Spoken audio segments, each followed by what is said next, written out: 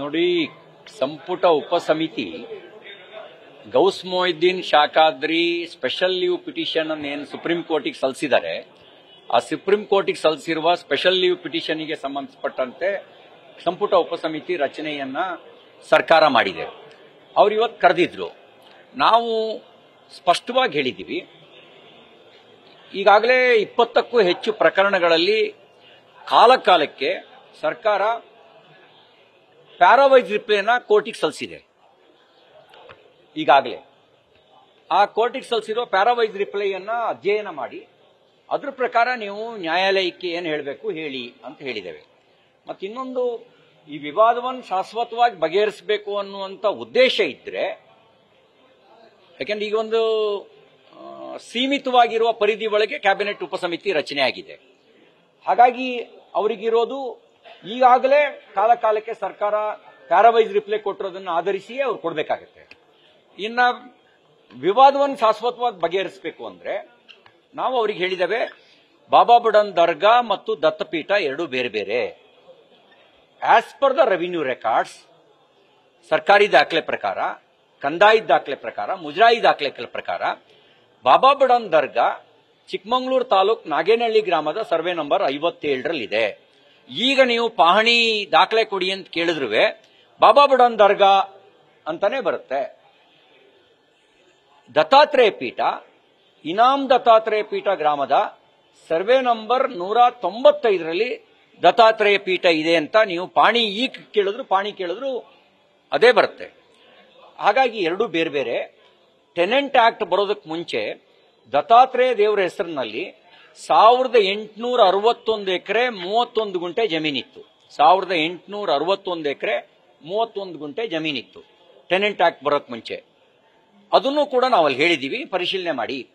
ಮಧ್ಯಂತರ ತಸ್ತೀಕ್ ಬಿಡುಗಡೆ ಆಗಿರೋದು ಕೂಡ ದತ್ತಾತ್ರೇಯ ದೇವರ ಹೆಸರಿನಲ್ಲಿ 1,24,000 ರೂಪಾಯಿ ಮಧ್ಯಂತರ ತಸ್ತೀಕ್ ವಾರ್ಷಿಕ ತಸ್ತೀಕ್ ಬಿಡುಗಡೆ ಆಗಿರೋದು ದತ್ತಾತ್ರೇಯ ದೇವರ ಹೆಸರಿನಲ್ಲಿ. ಬಾಬಾ ಬುಡನ್ ದರ್ಗಾ ಹೆಸರಿನಲ್ಲಿ 111 ಎಕರೆ ಇದ್ದಿದ್ದು. ಅದೇ ಬೇರೆ ಇದೇ ಬೇರೆ.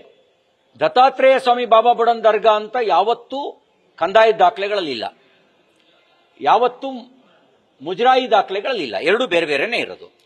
1964ನಲ್ಲಿ ವಕ್ಫ್ ಬೋರ್ಡ್ನವರು ಸೋಮೋಟೋ ಒಂದು ಗೆಜೆಟ್ ಮಾಡ್ಕೊಳ್ತಾರೆ ಆಸ್ತಿ ಹೊಡೆಯೋ ದೃಷ್ಟಿಯಿಂದ. ಆ ಗೆಜೆಟ್ಟಿನ ಪರಿಣಾಮ ಅವರು ದತ್ತಪೀಠವನ್ನ ಬಂದು ಕ್ಯಾಪ್ಚರ್ ಮಾಡ್ಕೊಂಡು ಪಾದುಕೆಗಳನ್ನ ಸೀಸ್ ಮಾಡ್ತಾರೆ. ಸೀಸ್ ಮಾಡಿ ತಹಸೀಲ್ದಾರಿಗೆ ಕೊಡ್ತಾರೆ. ಅದನ್ನ ಪ್ರಶ್ನೆ ಮಾಡಿ ನಾವು ಕೋರ್ಟಿಗೆ ಹೋಗ್ತೀವಿ. ಅದು ಜಿಲ್ಲಾ ನ್ಯಾಯಾಲಯದಲ್ಲಿ ಕೋರ್ಟ್ ನಡೆದು, ಹೈಕೋರ್ಟ್ ಅಲ್ಲಿ ನಡೆದು, ಸುಪ್ರೀಂ ಕೋರ್ಟ್ ಅಲ್ಲಿ ನಡೆದು, ವಕ್ಫ್ ಬೋರ್ಡ್ ಹಾಕಿದ ಎಲ್ಲ ಅರ್ಜಿ ವಜಾ ಆಗತ್ತೆ. ನಾವು ಈಗ ವಕ್ಫ್ ಬೋರ್ಡ್ ವಿರುದ್ಧ ಹೋರಾಟ ಆಗ್ತಾ ಇದೆಯಲ್ಲ, ನಮ್ಮ ಹಿರಿಯರು 50 ವರ್ಷದ ಹಿಂದೆನೇ ಇವ್ರ ವಿರುದ್ಧ ಹೋರಾಟ ಮಾಡಿದ್ದಾರೆ. 1964 ಅಂದ್ರೆ 60 ವರ್ಷದ ಹಿಂದೆನೇ ಹೋರಾಟ ಮಾಡಿದ್ದಾರೆ. ಹಾಗಾಗಿ ವಕ್ಫ್ ಬೋರ್ಡಿಗೂ ಇದಕ್ಕೂ ಸಂಬಂಧ ಇಲ್ಲ.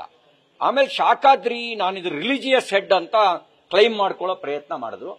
ಅವ್ರ ಕಡೆಯವರು ಹಾಕಿದ 19ಕ್ಕೂ ಹೆಚ್ಚು ಮೊಕದ್ದಮೆಗಳು ನ್ಯಾಯಾಲಯದಲ್ಲಿ ವಜಾ ಆಗಿದ್ದಾವೆ. ಹಿಂದೂಗಳ ವಾದವನ್ನ ನ್ಯಾಯಾಲಯ ಎತ್ತಿ ಹಿಡಿದು ಹಿಂದೂ ಅರ್ಚಕರ ನೇಮಕವನ್ನ ಮಾಡಿ ಈ ಪೂಜಾ ಪದ್ಧತಿ ಅತ್ಯಂತ ಸಾಂಗವಾಗಿ ನಡೀತಾ ಇದೆ. ಅರ್ಧ ನ್ಯಾಯ ನಮಗೆ ಸಿಕ್ಕಿದೆ. ಪೂರ್ಣ ನ್ಯಾಯ ಸಿಗೋದೇನು ಅಂದ್ರೆ, ಅಕ್ರಮವಾಗಿ ಕಬಳಿಸಿರುವ ದತ್ತಾತ್ರೇಯ ದೇವರ ಆಸ್ತಿಯನ್ನ ಮತ್ತೆ ದತ್ತಾತ್ರೇಯ ದೇವರ ಹೆಸರಿಗೆ ರೆಸ್ಟೋರ್ ಮಾಡಬೇಕು. ಮತ್ತು ಬಾಬಾ ಬುಡನ್ ದರ್ಗಾ ಅದು ಬೇರೆ ಕಡೆನೇ ಇದೆ, ಈಗಲೂ ಇದೆ, ಎಕ್ಸಿಸ್ಟಿಂಗ್ ಸ್ಟಿಲ್ ನಾವು ದರ್ಗಾ ಈಸ್ ದೇರ್. ಅದನ್ನ ದರ್ಗಾವನ್ನ ಅಲ್ಲಿಗೆ ಸೂಫಿ ಪಂಥದ ಪ್ರಕಾರ ಪೂಜಾ ಪದ್ಧತಿನ ಅಲ್ಲಿಗೆ ಶಿಫ್ಟ್ ಮಾಡಬೇಕು. ಇದನ್ನ ನಾವು ಅವ್ರ ಗಮನಕ್ಕೆ ತಂದಿದ್ದೀವಿ. ಆಗ ಮಾತ್ರ ಶಾಶ್ವತವಾಗಿ ಸಮಸ್ಯೆ ಬಗೆಹರಿಯುತ್ತೆ ಅನ್ನೋದನ್ನ ಅವ್ರ ಗಮನಕ್ಕೆ ತಂದಿದ್ದೇವೆ. ದಾಖಲೆಗಳನ್ನು ನೋಡಿ, ನಮ್ಮ ಹೇಳಿಕೆಗಳನ್ನು ಆಧರಿಸಿ ನೀವು ನಿರ್ಣಯ ತಗೊಳ್ಳಿ ಅಂತ ಹೇಳಲ್ಲ. You have to study as per the records, your own records, government records. ಅದ್ರ ಮೇಲೆ ನೀವು ನಿರ್ಣಯ ಮಾಡಿ ಅಂತ ನಾವು ಹೇಳಿದ್ವಿ. ಅಲ್ಲ, ವಕ್ಫ್ ಆಸ್ತಿ 1964ನಲ್ಲಿ ಗೆಜೆಟ್ ನೋಟಿಫಿಕೇಶನ್ ಮಾಡ್ಕೊಂಡಿದ್ರು. ಅದನ್ನ ಚಾಲೆಂಜ್ ಮಾಡಿದ್ರಿಂದಾಗಿ ಸುಪ್ರೀಂ ಕೋರ್ಟ್ ಅಲ್ಲೇ ಅವ್ರ ಕೇಸ್ ವಜಾ ಆಗಿದೆ. 1970 OS 25/1978 ಅದು ಕೇಸ್ ನಂಬರ್. 1980ನಲ್ಲಿ ಡಿಸ್ಟ್ರಿಕ್ಟ್ ಕೋರ್ಟ್ ಜಡ್ಜ್ಮೆಂಟ್ ಬಂತು. 1985ನಲ್ಲಿ ಹೈಕೋರ್ಟ್ ಜಡ್ಜ್ಮೆಂಟ್ ಬಂತು. 1991ನಲ್ಲಿ ಸುಪ್ರೀಂ ಕೋರ್ಟ್ ಜಡ್ಜ್ಮೆಂಟ್ ಬಂತು, ಎಗೇನೆಸ್ಟ್ ವಕ್ಫ್ ಬೋರ್ಡ್ ಜಡ್ಜ್ಮೆಂಟ್ ಬಂತು. ವಕ್ಫ್ ಬೋರ್ಡಿಗೆ ಸೇರಿಸಿದ್ದನ್ನ ತೆಗೆದು ವಾಪಸ್ ಮುಜರಾಯಿ ಇಲಾಖೆಗೆ ಸೇರಿಸ್ತು. ಇಷ್ಟೆಲ್ಲವನ್ನು ನ್ಯಾಯಾಲಯದ ಹೋರಾಟದಲ್ಲಿ ಪಡೆದಿದ್ದೀವಿ. ಅಷ್ಟಾದ ಮೇಲೂ ಸರ್ಕಾರ ನಮಗೆ ನ್ಯಾಯ ಕೊಡದೇ ಇದ್ದಾಗ ಜನಸಂಘರ್ಷವನ್ನ ಪ್ರಾರಂಭಿಸಿ ಜನಾಂದೋಲನವನ್ನು ರೂಪಿಸಿದ್ದೇವೆ.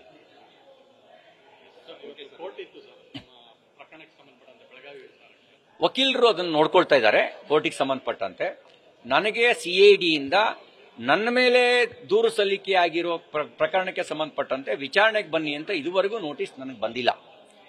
ನಾವು ಕೊಟ್ಟ ದೂರಿಗೆ ಸಂಬಂಧಪಟ್ಟಂತೆ ಅಂದ್ರೆ ನಮ್ಮ DS ಅರುಣ್ ಅವರು, ವಿಧಾನ ಪರಿಷತ್ ಸದಸ್ಯರು, ಪ್ರೊಫೆಸರ್ ಸಂಕನೂರ್ ಅವರು, ಕಿಶೋರ್ ಕುಮಾರ್ ಅವರು ಸಭಾಪತಿಗಳಿಗೆ ಒಂದು ದೂರು ಸಲ್ಲಿಸಿದ್ರು.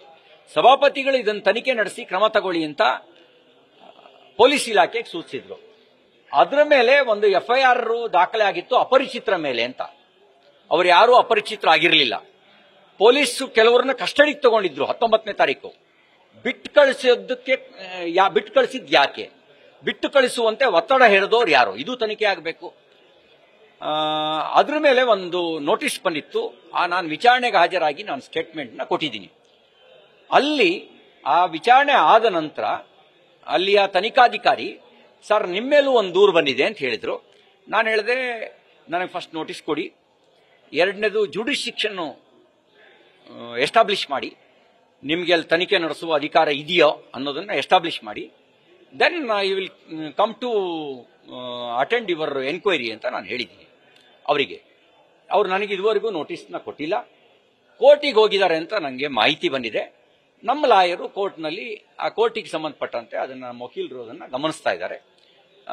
ನ್ಯಾಯಾಲಯ ಏನು ತೀರ್ಪು ಕೊಡುತ್ತೆ ಆ ನ್ಯಾಯಾಲಯ ತೀರ್ಪನ್ನ ಒಬ್ಬ ನಾಗರಿಕನಾಗಿ ನಾನು ಪಾಲಿಸ್ತೀನಿ. ಹಾಗೆ ಸಂವಿಧಾನ ಶಾಸಕಾಂಗಕ್ಕೆ, ನ್ಯಾಯಾಂಗಕ್ಕೆ, ಕಾರ್ಯಾಂಗಕ್ಕೆ ಅಪರಿಮಿತ ಅಧಿಕಾರವನ್ನು ಮತ್ತು ನಿಯಂತ್ರಣವನ್ನು ಹೇರಿದೆ. ವಿಧಾನಸಭೆ ಮತ್ತು ವಿಧಾನ ಪರಿಷತ್ನಲ್ಲಿ, ಲೋಕಸಭೆ ಮತ್ತು ರಾಜ್ಯಸಭೆಯಲ್ಲಿ ಏನೇ ನಡೆದ್ರೂ ಅಲ್ಲಿ ಪರಮಾಧಿಕಾರ ಅಲ್ಲಿಯ ಸಭಾಧ್ಯಕ್ಷರಿಗೆ ಕೊಟ್ಟಿರೋ, ಸಭಾಪತಿಗಳಿಗೆ ಕೊಟ್ಟಿರೋ ಹಿನ್ನೆಲೆಯಲ್ಲಿ ಅದು ಸಂವಿಧಾನ ವಿರುದ್ಧವಾಗಿ ಯಾವುದೇ ಇನ್ನೊಂದು ಅಂಗ ಹಸ್ತಕ್ಷೇಪ ಮಾಡಿದ್ರೆ ಅದು ಎಗೇನೆಸ್ಟ್ ದ ಕಾನ್ಸ್ಟಿಟ್ಯೂಷನ್ ಆಗುತ್ತೆ. ಹಾಗಾಗಿ ಸಂವಿಧಾನವನ್ನು ರಕ್ಷಣೆ ಮಾಡೋದಕ್ಕೆ ಏನ್ ಬೇಕು ಅದನ್ನೂ ನಾವು ಮಾಡ್ತೀವಿ. ವ್ಯಕ್ತಿಗತವಾಗಿ ಒಬ್ಬ ನಾಗರಿಕನಾಗಿ ಏನ್ ಸಹಕಾರ ಕೊಡ್ಬೇಕು ಆ ಸಹಕಾರನೂ ಕೊಡ್ತೀವಿ. ಸಂವಿಧಾನ ರಕ್ಷಣೆ ಮಾಡ್ಕೊಳ್ಳೋಕೆ ಏನು ಹೋರಾಟ ಮಾಡ್ಬೇಕು ಆ ಹೋರಾಟನೂ ಮಾಡ್ತೀವಿ. ನೋಡಿ, ಅಂತೆ ಕಂತೆಗಳು ಇವೆಲ್ಲ ನೆಗೆಟಿವ್ ನೆರೇಟಿವ್ ಸೃಷ್ಟಿ ಮಾಡೋದಕ್ಕೆ ಮಾಡಿರುವ ಒಂದು ಷಡ್ಯಂತ್ರದ ಭಾಗ. ನೆಗೆಟಿವ್ ನೆರೇಟಿವ್ ಸೃಷ್ಟಿ ಮಾಡೋದಕ್ಕೆ ಮಾಡಿರುವ ಒಂದು ಷಡ್ಯಂತ್ರದ ಭಾಗ. ಈ ತರದ ಷಡ್ಯಂತ್ರವನ್ನ ದುರುದ್ದೇಶಪೂರ್ವಕವಾಗಿ ಮಾಡ್ತಾ ಇದ್ದಾರೆ. FSL ಆಗಿಲ್ಲ, ತನಿಖೆನೇ ಆಗಿಲ್ಲ, ಸುದ್ದಿ ಪ್ಲಾಂಟ್ ಆಗತ್ತೆ ಅಂದ್ರೆ ಇದ್ರ ಹಿಂದ್ಗಡೆ ದುರುದ್ದೇಶ ಇದೆ. ಕೆಲವರು ತಮ್ಮ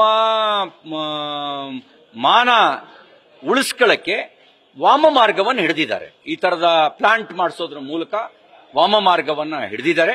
ಮತ್ತೆ ನಾನೊಂದು ಕಂಪ್ಲೇಂಟ್ನ ಖಾನಾಪುರ ಪೊಲೀಸ್ ಸ್ಟೇಷನ್ಗೆ 19ನೇ ತಾರೀಕು ರಾತ್ರಿ ಕೊಟ್ಟಿದ್ದೆ. ಅದರಲ್ಲಿ ಹೆಸರಾಕಿ ಕೊಟ್ಟಿದ್ದೀನಿ. ನನ್ನ ಮೇಲೆ ಹಲ್ಲೆ ನಡೆಸಿದವ್ರು ಯಾರು, ಹಲ್ಲೆಗೆ ಕುಮ್ಮಕ್ ಕೊಟ್ಟವ್ರು ಯಾರು, ಎಲ್ಲ ಹೆಸರಾಕಿ ಕೊಟ್ಟಿದ್ದೀನಿ. ಇವತ್ತಿನವರೆಗೂ FIR ರಿಜಿಸ್ಟರ್ ಆಗಿಲ್ಲ. FIR ರಿಜಿಸ್ಟರ್ ಆಗಿಲ್ಲ ಅಂದ್ರೆ ಈ ದೇಶದಲ್ಲಿ ಸಂವಿಧಾನ, ನನಗೊಂದು ಬೇರೆಯವರಿಗೊಂದು ಸಂವಿಧಾನ ಇಲ್ಲ, ನನಗೊಂದು ಬೇರೆಯವರಿಗೊಂದು ಕಾನೂನಿಲ್ಲ. ನನ್ನ ವಿರುದ್ಧ ಕೊಟ್ಟ ದೂರು ಕ್ಷಣ ಮಾತ್ರದಲ್ಲಿ FIR ಆಗತ್ತೆ. ನಾನು ಕೊಟ್ಟ ದೂರು FIR ಆಗಲ್ಲ ಅಂದ್ರೆ ಪೊಲೀಸರು ನಿಷ್ಪಕ್ಷಪಾತವಾಗಿ ವರ್ತಿಸ್ತಾ ಇಲ್ಲ ಅನ್ನೋದಕ್ಕೆ ಇದಕ್ಕಿಂತ ಸಾಕ್ಷಿ ಬೇಡ. ನಿಷ್ಪಕ್ಷಪಾತವಾಗಿ ವರ್ತಿಸ್ತಾ ಇಲ್ಲ ಅನ್ನೋದಕ್ಕೆ. ಹಾಗಾಗಿ ಇವ್ರು ನಡೆಸುವ ತನಿಖೆ ಪ್ರಾಮಾಣಿಕವಾಗಿರುತ್ತೆ ಅಂತ ಹೇಗೆ ಭಾವಿಸ್ತೀರಿ? ನನ್ನ ಮೇಲೆ ನಾನು ಕೊಟ್ಟ ದೂರನ್ನೇ ಇವರು FIR ರಿಜಿಸ್ಟರ್ ಮಾಡದೇ ಇದ್ದವರು ಇನ್ನು ತನಿಖೆಯನ್ನು ಎಷ್ಟು ಪ್ರಾಮಾಣಿಕವಾಗಿ ನಡೆಸ್ತಾರೆ? ಹಾಗಾಗಿ ತನ್ನ ಮುಖಭಂಗ ಆಗೋದನ್ನು ತಪ್ಪಿಸ್ಕೊಳ್ಳೋದಕ್ಕೆ ಸರ್ಕಾರದಲ್ಲಿರುವ ಕೆಲವರು ಅಡ್ಡದಾರಿ ಹಿಡಿದಿದ್ದಾರೆ. ನನಗೆ ವಿಶ್ವಾಸ ಇದೆ ಅಂತಿಮ ಜಯ ಅದು ಸತ್ಯಮೇವ ಜಯತೆ, ಅಂತಿಮ ಜಯ ನನ್ನದೇ. ನಿಮ್ಗೇನಂದ್ರೆ ನಿಮ್ಗೆ ಅಂತೆ ಕಂತೆಗಳು ತನಿಖೆ ಹಂತದಲ್ಲಿ ನಾನು ಈ ವಿಷಯಗಳನ್ನು ವಿವರವಾಗಿ ಹೇಳಕ್ ಬರಲ್ಲ. ತನಿಖೆ ಹಂತದಲ್ಲಿ ಈ ತನಿಖೆ ಹಂತದಲ್ಲಿ ಏನಿದೆ ಅದನ್ನ ನಾನು ಏನು ಹೇಳಬೇಕು ಅದನ್ನ ಸಭಾಪತಿಗಳಿಗೆ ಹೇಳಿದ್ದೀನಿ. ಸಭಾಪತಿಗಳು ದಾಖಲೆಗಳನ್ನು ಪರಿಶೀಲನೆ ಮಾಡಿಯೇ ರೂಲಿಂಗ್ ಕೊಟ್ಟಿದ್ದಾರೆ. ಆ ರೂಲಿಂಗ್ ಅನ್ನ ಪ್ರಶ್ನಿಸೋದು ಸಂವಿಧಾನವನ್ನು ಪ್ರಶ್ನಿಸಿದಂತೆ. ನಮಗೇನು ಅಂದ್ರೆ ನೀವು ಮೂಲವನ್ನ ನೀವು ಹೇಳಿಲ್ಲ, ಯಾವ ಮೂಲ ಅಂತ. ನೀವು ಮೂಲ ಹೇಳದೇ ಇರೋದ್ರಿಂದ ನಾನು ಊಹೆ ಮೇಲೆ ನಾವು ಮಾತಾಡಕ್ ಬರಲ್ಲ. ಆದ್ರೆ ರಾಜ್ಯದಲ್ಲಿರುವ ಪೊಲೀಸರು ಒತ್ತಡಕ್ಕೊಳಗಾಗಿದ್ದಾರೆ. ಇಲ್ಲಾಂದ್ರೆ ನೀವು ಅವ್ರನ್ನ ಅಧಿಕಾರಿಗಳನ್ನು ಕೇಳಿ. ನಾನು ರಾಜ್ಯಪಾಲರಿಗೆ ದೂರು ಕೊಟ್ಟೆ, ಮುಖ್ಯಮಂತ್ರಿಗಳಿಗೆ ದೂರು ಕೊಟ್ಟೆ, ಡಿಜಿಪಿ ಐಜಿಗೆ ದೂರು ಕೊಟ್ಟೆ. ನಾನು ಕೊಟ್ಟ ಕೇಸ್ನ ಮಾಡಿಲ್ಲ ಮತ್ತು ನನ್ನ ಮೇಲೆ ಪೊಲೀಸ್ ಅಟ್ರಾಸಿಟಿ ನಡೆದಿದೆ ಅಂತ ಹೇಳಿ. ಇವತ್ತಿನವರೆಗೂ ನಾನು ಕೊಟ್ಟ ದೂರನ್ನ FIR ಮಾಡ್ಕೊಂಡಿಲ್ಲ ಅಂದ್ರೆ ಪೊಲೀಸ್ ಮ್ಯಾನ್ಯುವಲ್ ಏನ್ ಹೇಳುತ್ತೆ? ನನ್ನ ವಿರುದ್ಧದ ದೂರು ಕ್ಷಣ ಮಾತ್ರದಲ್ಲಿ FIR ಆಗತ್ತೆ. ನಾನು ಕೊಟ್ಟ ದೂರು FIR ಆಗಲ್ಲ. 20 ವರ್ಷ ಶಾಸಕನಾಗಿ ಕೆಲಸ ಮಾಡಿದವನು, 2 ಬಾರಿ ಮಂತ್ರಿಯಾಗಿ ಕೆಲಸ ಮಾಡಿದವನು, ಈಗಲೂ ವಿಧಾನ ಪರಿಷತ್ತಿನ ಶಾಸಕನಾಗಿ ಕೆಲಸ ಮಾಡ್ತಾ ಇದ್ದೀನಿ. ನನ್ನ ದೂರಿಗೆ ಈ ಪರಿಸ್ಥಿತಿ ಆದ್ರೆ ಜನಸಾಮಾನ್ಯರಿಗೆ ಇನ್ಯಾವ ತರದ ಅನ್ಯಾಯ ಆಗ್ಬೋದು? ಜನಸಾಮಾನ್ಯರಿಗೆ ಹೇಗೆ ನ್ಯಾಯ ಕೊಡ್ಬೋದು ಇವರು? ನೀವೇ ಯೋಚನೆ ಮಾಡಿ. ನ್ಯೂಸ್ ಫಸ್ಟ್ ನಿರ್ಭೀತಿಯಿಂದ ನಿಮ್ಮ ಪರವಾಗಿ.